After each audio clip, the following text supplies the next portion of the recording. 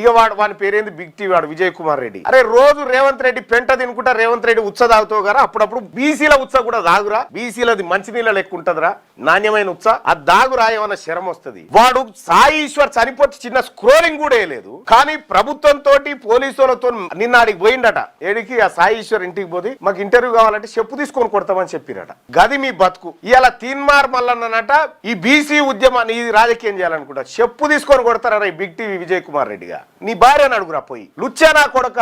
ఇగోరా సాయి ఈశ్వరే, ఇంకా చాలా ఉన్నాయి మేము బయట పెట్టాల్సినవి. ఈయనే సాయి శ్రీకాంత చారి ఇగో ఏం చెప్తుండ